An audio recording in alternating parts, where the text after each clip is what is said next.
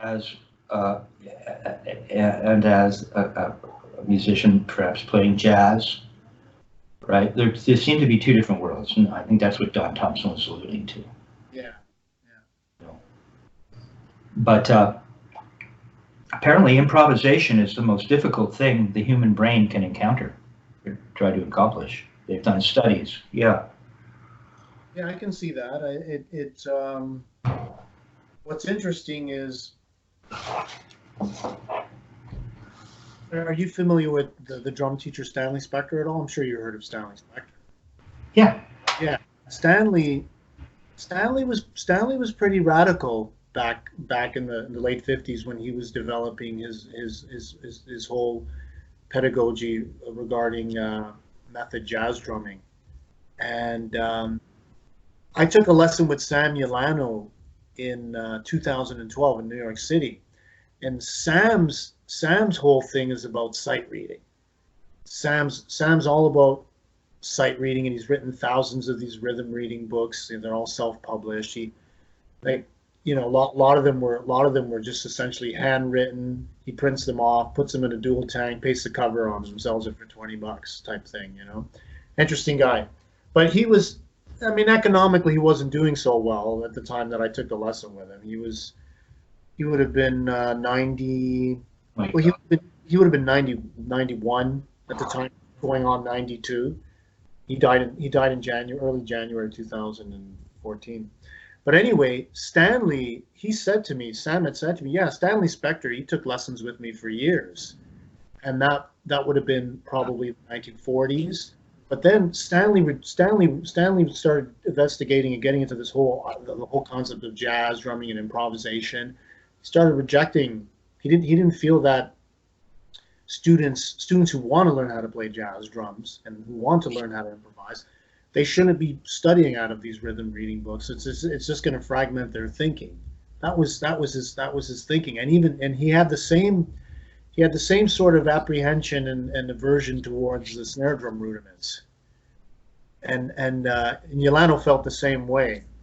They felt that the snare drum rudiments didn't really have much of a role in what jazz drummers were doing, in that sense. I mean, that was their thinking behind it. I mean, I feel that Stanley had very strong opinions about that sort of thing. He felt that, like, say, for instance, hand technique practice, where you're working on form and you're developing the physical motions of drumming and working on strokes. He felt that a lot of that had no connection with music, and it would amputate the ear. That was his theory. I enjoyed reading some of his. Yeah, modern drummer. He always had those controversial ads. I mean, some of the stuff he said was pretty radical, and it sent shockwaves throughout the industry. I'm sure he offended a lot of college percussion teachers who were teaching the multi-percussion thing, Roger Flock type guys and stuff like that. But Stanley had a point. I mean, he felt that you can learn how to play the drums and start with the ride cymbal and learn how to play time. And that philosophy obviously impacted Jim. Jim had taken some lessons with both Sam and Stanley. That's really neat that you did that. Yeah. I've taken a lesson or two from almost everybody, every name that came into town. Yeah. I mean, everybody. Ridiculous. Everybody except Elvin, and he gave me his number, and he died. Yeah. Bastard. But yeah, okay. I'm familiar with all of that. See, Yeah. to me, just as a practical thinker, that never made any sense. If the virtuosos that I enjoyed in the symphonic world, for instance, have to do an immense amount of work to learn how to play their instrument. Exactly. Then they to play music. The problem is you see, with that direction, if you were challenged and had to play the Black Page, for instance, Yes. didn't have development, and you only knew how to play jazz time, and you were asked to play in a situation where you had to play bolero, you couldn't do it. Yeah. So, are you sure, Stanley? I understand. I understand that approach, and I can see that it would be appealing to someone who didn't want to do the work. But he came from a classical background as well. That's the ironic thing, is that That's really weird. he came from a classical background. He played concert snare drum in a classical setting in orchestras. Amazing. So it's interesting that it's interesting. I think his whole point was, if you want to learn how to play jazz drums well, you've got to study this particular method, because this will lead you to playing jazz drums and playing the time and improvising. And his whole thing was about memorization. It was about memorizing all the 3-beat figures and the 2-bar phrases and committing all that stuff to memory. You know, Black Jim embodied that as well. Jim's whole thing was about memorizing everything for the sake of improvisation. And I knew that Jim had studied briefly, I thought, with Spector. Yeah. Correct? Yeah, he did. Yeah. Yeah, and see, and everything can have validity. Absolutely, that's it. That's right. That's what's important to realize. To be well, someone's better than others. Dick would say, if you don't know when someone is further along than you are, then you won't know when you're further along than someone else. You have to just be honest about where you are. Exactly. And so you have to see the whole overview. And so, with that said, that was my impression. You know, when I came from Jim and went to Dick, it was just this whole other world. It just felt like suddenly I was sitting with a master. And what I noticed is that, yeah, Jim would have you play. We all did that, right? That's what you do. You go, you get syncopation, you play cymbal time, you go boom, chick, and you go da da da da da da da da da da da da. That was Jim. He'd write them out. Da da da da da da da da da da. Right? I'm sure you played all of those. No, well, the thing is that Jim helped me out immeasurably in the sense that he gave me a lot of direction. And he helped me get my time together. Really helped me get my time together. And I spent, as you know, a lot of time practicing at quarter note equals 40, subdividing eighth note triplets, sixteenths, and really getting the right hand together on the ride cymbal with all the articulation, the strong and weak pulses. Because I studied with Jim for 7.5 years, so he had a very profound impact on me, and he taught me how to play the drums musically, just to kind of encapsulate the learning journey. Because I could talk about it at length for days, but no, he impacted me in a profound way and taught me how to play musically and how to listen and react. Yeah. He helped me get my coordination together and my time and all that. You know, I memorized all those 3-beat figures and 5-beat figures and learned how to superimpose them over 4/4 and right. the 2-bar phrases and how to interpret them, the figures in different ways, and the roll book and all the different interpretations. Yeah, that all that stuff was invaluable, and it got me thinking. It got me thinking musically. But at the time, you know, Jim saw that in the way of my hand technique, he felt that I had enough together that he really didn't need to emphasize that. He really didn't need to go after that and say, well, you know, I've got to teach Joe how to hold his stick and, you know, and play a pickup or play a point down, because I was already learning those things and developing those things, because I was, you know, at Humber College and whatnot. But I think from a technical standpoint, I think the most technical thing that we got into was you know, the technique behind playing the strong and weak pulses on the ride cymbal, shaping all the musical lines, and that's the one thing that I refined heavily with Jim. Well, that's why I prefaced when I said what I was about to say with all of this stuff can be useful, and it has a lot to do with, for instance, the tradition was, you don't go to a school to study jazz, you go to a master teacher, you go to one of the cats. Yes. Now it's, what about, what's her name with the long red hair? It was over at CSUN. He's playing with Chick Corea. gorgeous lady. What's her name? It doesn't matter. You get great people coming out of, and first of all, the institutions have multiplied and have become much better. And they're bringing in master teachers,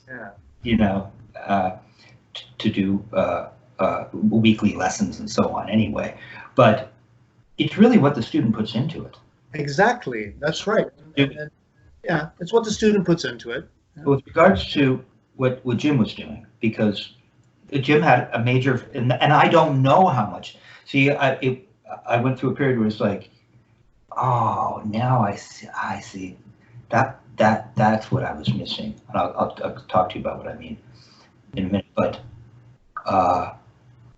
you just don't know how much of what you did was with a teacher, for instance, Jim, has really made it possible for you to go to this next place. Exactly. No, but the thing is that I gained a lot in the way of discipline from studying with Jim Blackley. I gained, I've always been fairly patient. I've always been a patient person, and I've gained a lot more. I've refined the quality of my patience. That's why I can take lessons with you. In many ways, Jim set me up to study with you because I've got the patience where I can sit there. We can go through this stuff in a very detailed, meticulous manner, and be very conscientious about everything. And I've got that mental stamina and concentration to do that, and to sit down and practice this stuff. So it's a chronology of, yeah. This is part of my learning journey. That. I just wanted to make one final point about this. That, I mean, I see the benefit in what Stanley Spector and Jim Blackley, Charlie Perry, what those guys were doing with the musical approach and developing the time and whatnot. I see where Sam Ulano's coming from with being a strong sight reader, because you got to get that's a skill to get together. And then I see the value in what Murray and Richard were doing with developing the hands and the rudiments and the sight reading as well. There's value in all of it. It's not like, oh, one's better than the other, or this guy's right, that guy's wrong. It's about opening the mind and just opening yourself to learning new things. Right. And with that said, you don't know where something might take you. You may end up feeling as though something was wrong. You don't know. Or something wasn't as developed as it could be. Yes. Or it might strengthen something that you learned from before that you didn't take into account as being serious. Yeah, that's right. I mean, Kevin, you probably already get a sense that I'm a very open-minded person when it comes to learning, because I am, and I've got a curious mind, and when I learn something, I want to learn it well. I want to get into it in a very profound way and develop my mastery of it if possible, or at least be on that path to developing and taking it to a high level. Hence the master's degree. You've already done it. Yeah, right? The learning journey carries on throughout life. You sustain this throughout your whole lifetime. That's why I'm here studying with you. Man, I get it. I know you get it. And it's nice to know we're not alone. That's right. So, what I noticed was, now I have to reacquaint myself with this technique. But what I have to acquaint myself, what I was talking about was that it was Jim would have you take a rhythm, and then you go, or he'd have you play,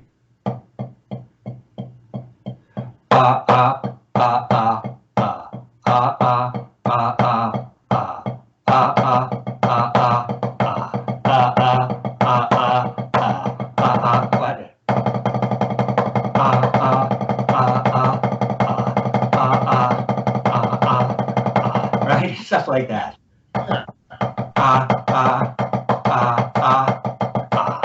Okay, so it's like I'm going over through all this stuff, right?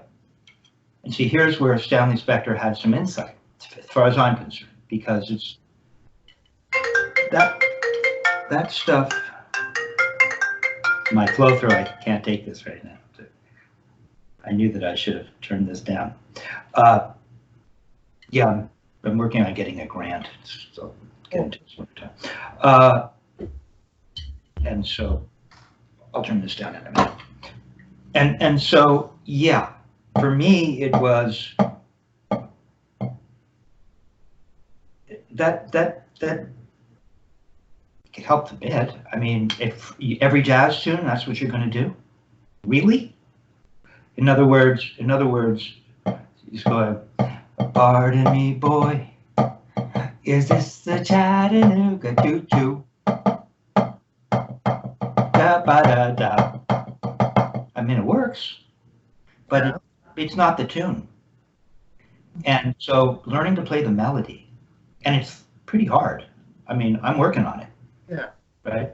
But ba ba ah ah ah ah ah ah ah ah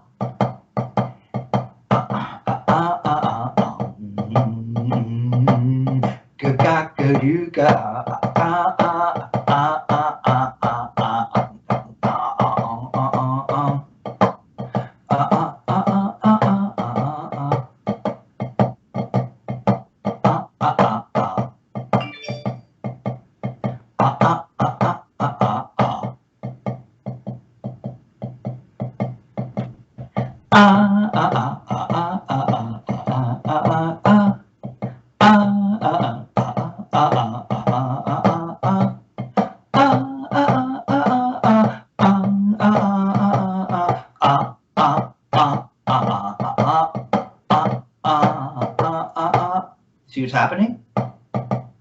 Martinez hit me to this. This is this part of what this is. I don't think, okay.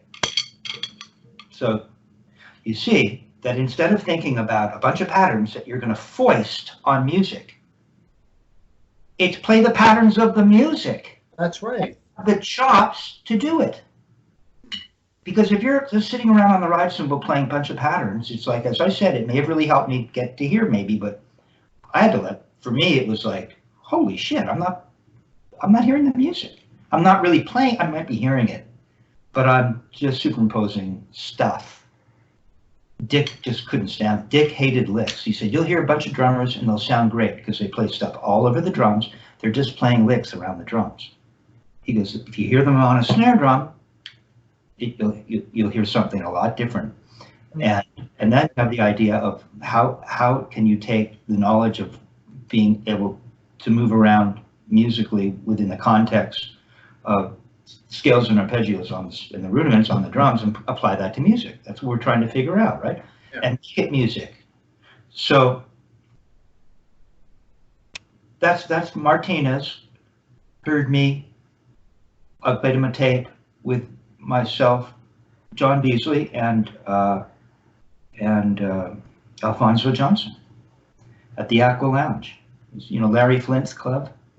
All the walls were aquariums. It was you're surrounded by fish and water. It's really beautiful.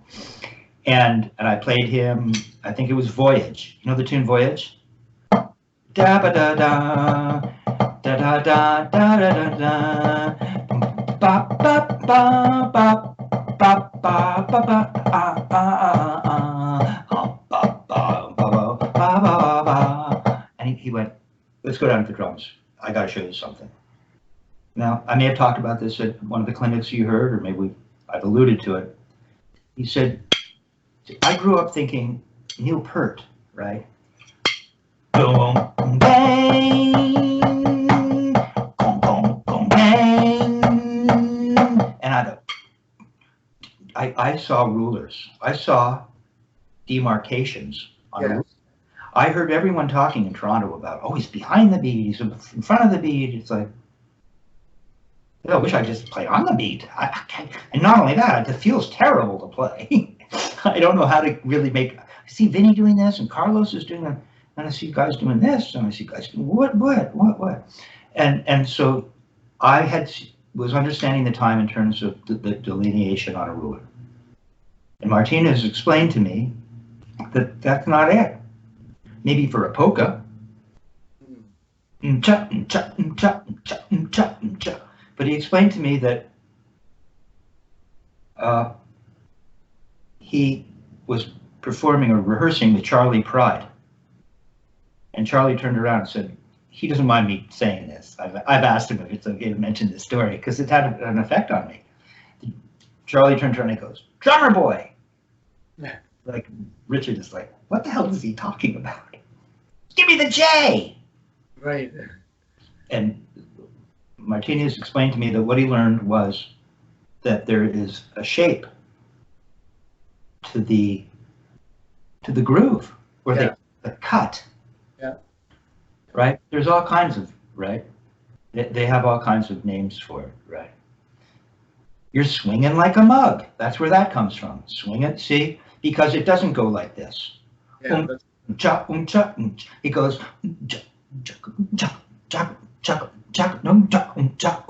if you're playing the blues. It doesn't go it goes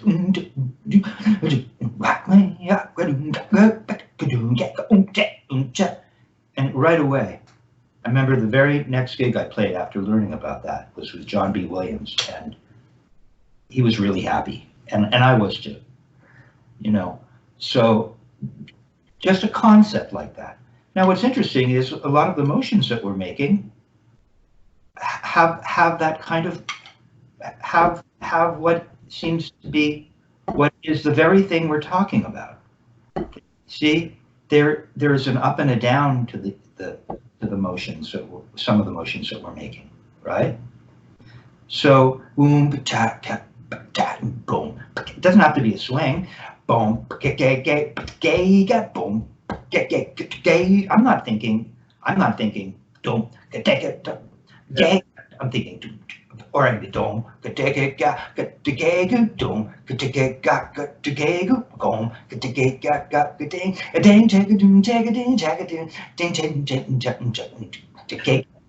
it never stops. Some form of this. And so what we want to do is, so what I was, and this isn't really my grip, but what we're doing here, see, this is a Martinez thing, because we're learning to make up and down motions. Here's 2 up and 2 down.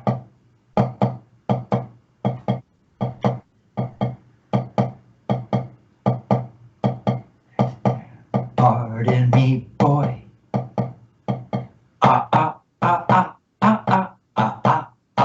See, I keep that motion. I'm keeping this motion going. It's like a wave. And I'm bringing out the notes that are in the melody of the music. Okay. So as opposed to just playing a bunch of patterns and foisting them onto the music, what we really want to do is find ways of actually playing the melody, you know, so that we can actually be referred to as musical drummer. That's a musical drummer, right? And it's hard, you know. That's why it's a good idea to take those heads that you're familiar with, get onto the drums, and see if you can actually play the melody on the drums. Okay. Now, as you can see, as I said, there's this motion that seems to have it has a shape to it. I don't want to call it a J, but it's got this motion. It's got this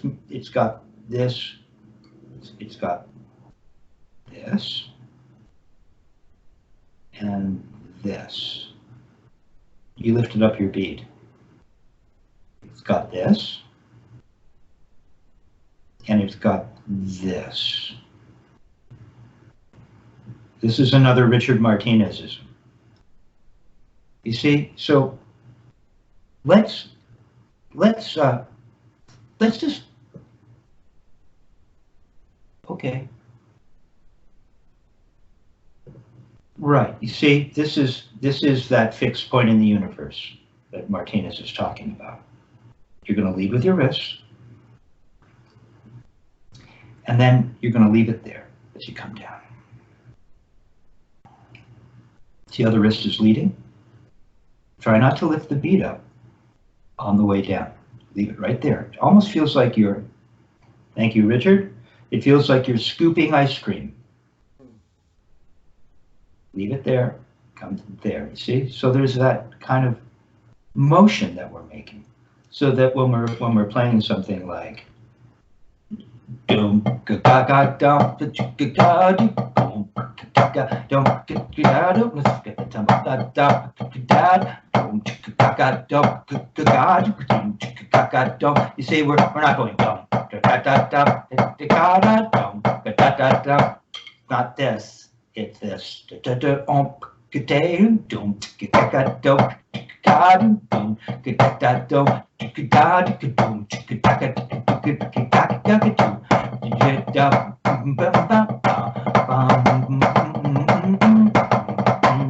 There's a pattern.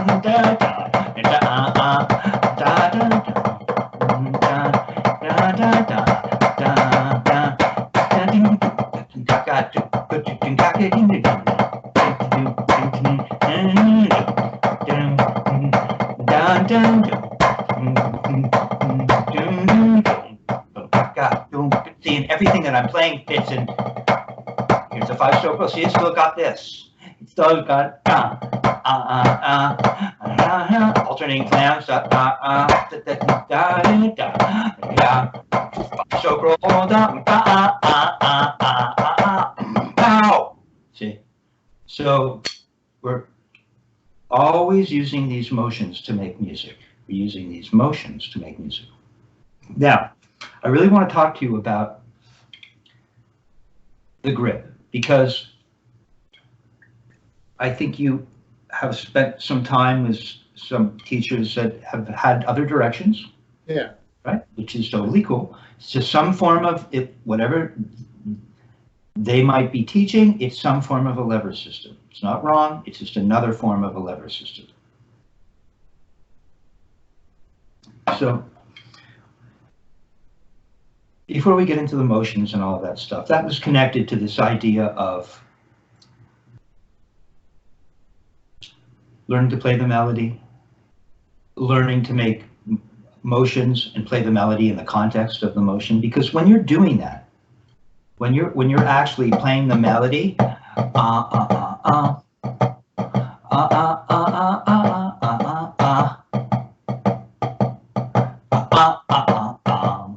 how can you lose the time? How can you have bad time if you're actually da da da da ba right, it built in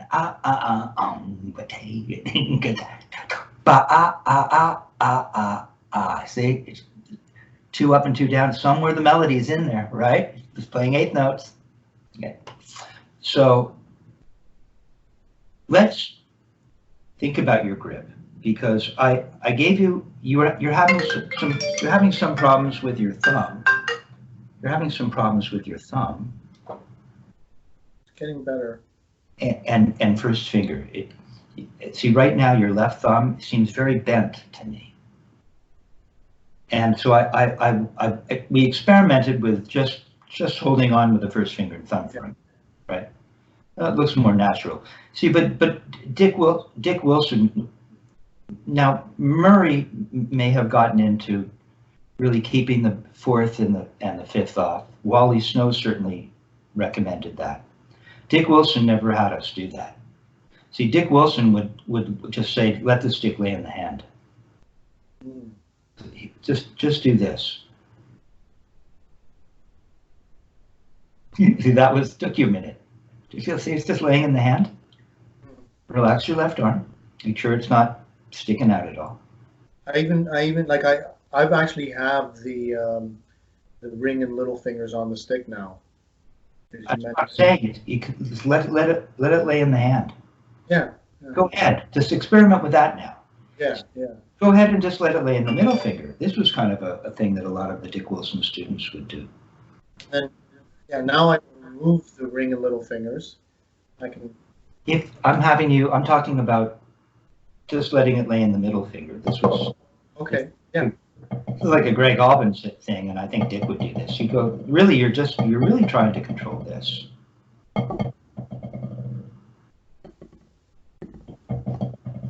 How come yours isn't? How come mine gets so many bounces? See, look, I'm just doing this. That's better. Well, you might be a little far back on the stick, because if you're too far back, you only get a certain number of ounces as compared to being up in here somewhere. Go ahead and climb up the stick a little bit and see what happens. So it's just middle finger. I'm kind of literally, I don't, can you see it? I'm holding just with the middle finger. There you go. Now, if you just lift that up, it's resting on the palm, and you just lift it up and let it come down. Just see what happens. Yeah. See, wait. See, wait. Remember I explained to you that the hand seems to move in unison, the fingers are moving with the wrist. Everything's working in concert. Yeah. You just did now, Joe. You did, what did you do? You did something like, yeah. To lift it. I lifted with the stick. That's exactly what we don't want to do. Yeah. We don't want to be manipulating. You see, this middle finger will react to the wrist bending. So you're manipulating. Yeah. You're not doing nothing. Okay, so let's talk about it. All we want to do is let the stick, it's laying in the middle finger, right? Move up just a little forward on the stick. Don't be too far back, because I want it to bounce a little. Yeah, now this feels so weird. If I pull up with this, everything goes wonky. If I pull with my middle finger right now, it does this. This isn't what we want. Yeah. Well, it reminds me of squeezing with the fourth and fifth too. We don't want to go squeezing. Later on in the technique, there are ways to squeeze, but we're not there. Okay, go ahead and squeeze with your fourth and fifth. Yeah, you see, that's not what we want, because every time you go to stop, you'll be like this. Yeah, that's right. Well, it's not what we want. That's like, this is actually something that Bruce Becker teaches. Okay, but it's different. It's not wrong. Yeah. It's not what this technique is. That's almost the opposite of it. This technique is so into learning to stop here. We're always thinking about coming to rest at the floor. We have this moment of relaxation right here. Okay, if you go squeezing with the back fingers, yeah, you're not getting. See, I'm not squeezing with my back fingers. I'm not squeezing with anything. It's laying in my hand. Okay, let's go ahead and put it in your middle finger again. Okay, now if you pull up towards your palm at all, you will lift the beat of the stick. Yeah. So don't do that. We want to be parallel, beat to butt end. All right, and all we're going to do now is turn the wrist 1/4 of an inch. Just the wrist, not the finger. Leave it sitting in there. It's a built-in holder. There. Yeah. You don't have to do anything. There. And look, your thumb is moving. As you turn your wrist, your thumb moves. So does your baby finger and your middle finger. The whole thing moves in concert. Everything's moving together. Okay. Go ahead and put your fourth on. Doesn't mean we're pulling up. We're not pulling up. Yeah. It's laying in the hand. Yes. Okay. Now go ahead and lift the bead up 1/4 of an inch. Without pulling. Just lift it up from the wrist. Okay. Yeah. So let's pull there and come down smoothly. There you go. Now put the tip of the fifth on. Let it lay in there. I don't care. Yeah, that's fine. Okay. Now we're just going to lift it up 1/4 of an inch. Not with the fingers. The pressure on the palm, well, doesn't change even when I, maybe a little. See, if you pull with your fingers, the butt end leverages against the palm, doesn't it? Yeah. It's not what we want. We just want the leverage that we have right now, there is leveraging of some sort, right? This is acting as some kind of support so the stick doesn't fall. So that's fine. You want to feel that, but that's it. Now everything else happens from the wrist. Go ahead and lift it up to here. Okay, and then bring it back down. Okay, now what we're going to do is we're just going to put the thumb and first finger on, and we're not going to squeeze so tightly that, yeah, that's it. Don't change what you feel in that laying in the hand. That's it, just that. If you squeeze with the first finger and thumb, you no longer even need the weight of the stick in the hand. So go ahead and squeeze real tight and just see what that feels like. Between thumb and forefinger? That's, yeah. Okay, can you feel that? Now, Yeah. now relax. Take the first finger and thumb off again and let it lay in there. Okay, now put them back on easy. That's it. Now all we're going to do is lift without pulling with the back fingers or manipulating with the first finger and thumb. All we're going to do is lift it up 1/4 of an inch and put it back, bring it back down. That's it. That's it. See, that's it. You don't have to do any of this weird stuff. Now come up a little higher and see what it feels like. In slow motion, hardly anything happens. There's no torque, so that you don't feel the stick pulling against the fingers. It's as if nothing is happening. It just comes up, right? Just comes up. There, see? It's okay. My thumb is a little further back, but maybe your thumb is a little longer than mine. I don't know. But right now, we're just learning this smooth motion. And you'll find that the stick is traveling a certain path. Yeah. That's the path we want to maintain. We're not lifting with our arm. This is the path that you refer to as the path of least resistance, right? That's right. Thank you, Richard Martinez. That's right. Is that where that came from Richard? Yeah. Path of least resistance. Feel it? Yeah. Just go ahead and make a strike. Just let it fall in the hit on the way down. That's it. Don't change anything. There. Don't point your first finger. It changed. Why would it change? See? Right. There. We're just going to lift it up and let it come down. It feels as though, it almost feels like gravity. The weight of your hand, everything coming down. We don't need to add what you think you need. There you go. There. See? That's much better. Arm is relaxed, the stick's laying in the hand, and you're turning your wrist. Do that in the other hand.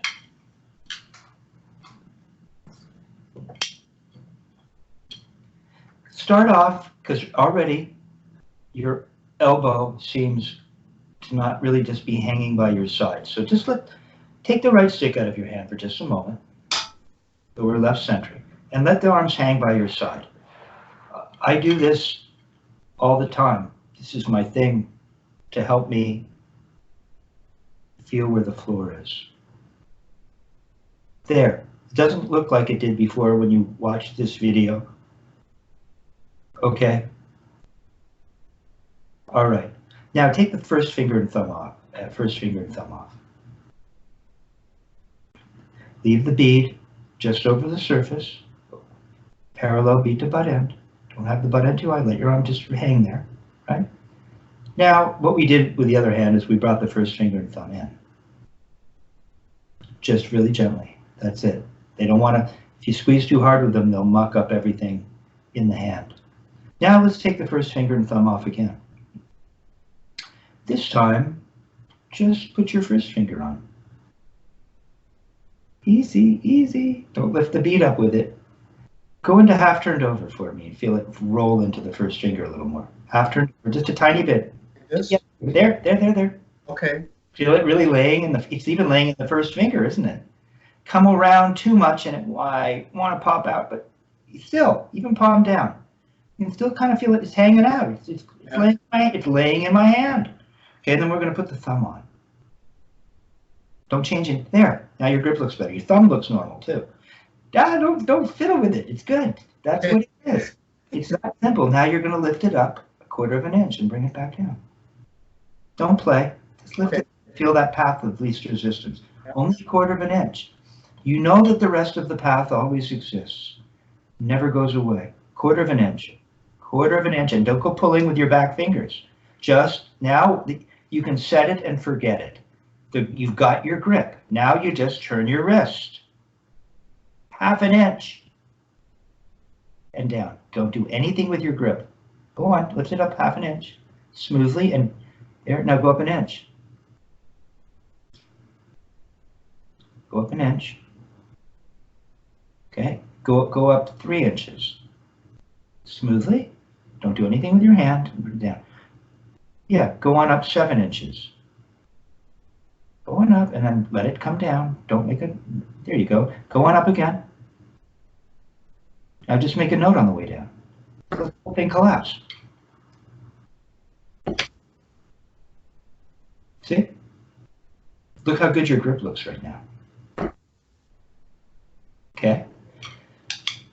Now let's just alternate that for a minute. We're just going to lift it up and let it come down. My left, see? I have to work on my left because I'm always in traditional grip. See what just happened? I was so busy watching my left that my right moved a little. But I noticed it. I noticed it.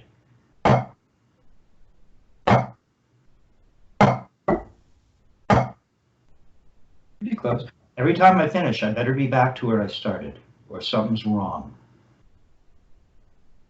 Okay? Now, with this in mind, why don't you just put the metronome on it, put it on at 40.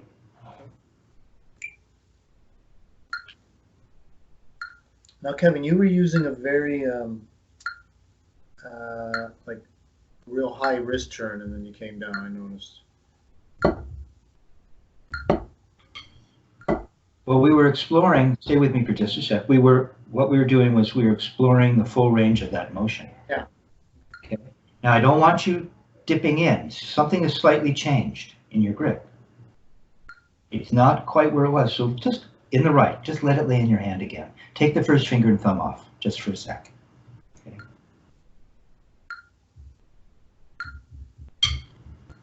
Go ahead and put them back on, and let's just sort things out. Let's let everything hang down here. This is the work. People just want to get to the playing, and they don't realize this is as important as the playing, maybe more important. You come on up. Okay. Let it lay in the hand. Okay. Throw in first finger on. Your angle's a little funny, but it's okay. That'll sort itself out. When we get to making some throws in a minute. But let's just now play. Right. We know that there is this path of least resistance, and we're only perhaps traveling through a part of it if we only turn this high, right? Not perhaps. We're only traveling through a part of it. We're always moving through this path because this is how the machine is set up.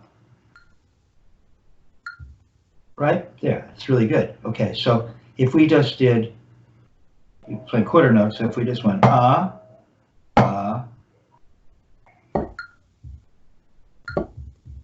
okay. So yeah, what we're going to do is we're going to do that turn where we come up and explore, come up enough so that we explore some of the system.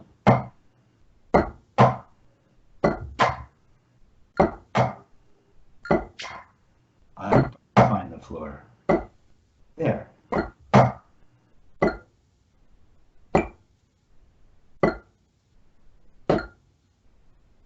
Don't point your first finger in the right. There's no need to. It just doesn't do anything, but just stay there.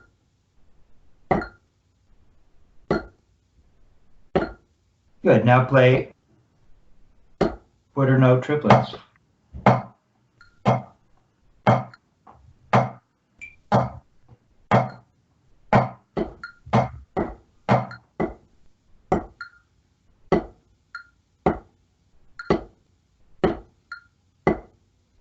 One and a 2 and a 3 and a 4.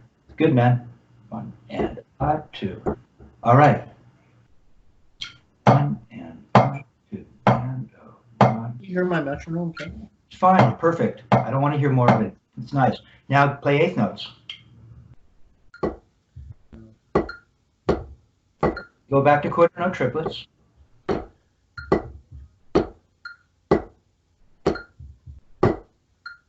The eighth notes.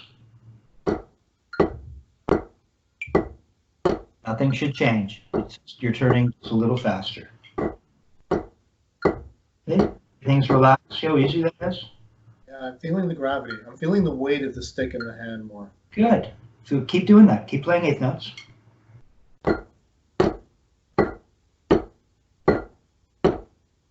Getting a nice, relaxed plop. Without no forces. Just Okay. very relaxed. Point your right first finger to the right. Okay, now we're going to play eighth note triplets. Just don't do anything, but turn a little faster. Something just changed. Now your right isn't coming to the floor. Stopping just a little high, right? Right? Because there's still time to wait in between each stroke. Yeah. Not fast.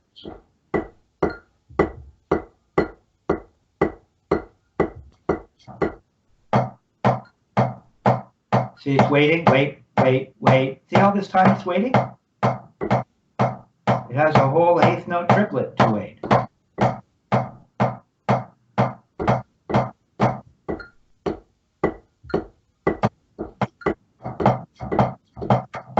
Sixteenth notes. There's still time to wait. Look. I'm getting a little wonky. What happened?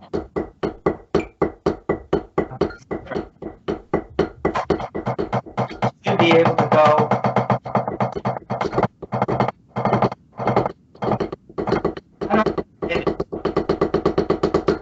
Okay, so you see, he stopped up here in the right.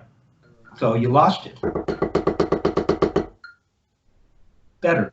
Now, where did you lose it? We lost it when you went to 16th notes. Or The left hand, I noticed it. It was, yeah.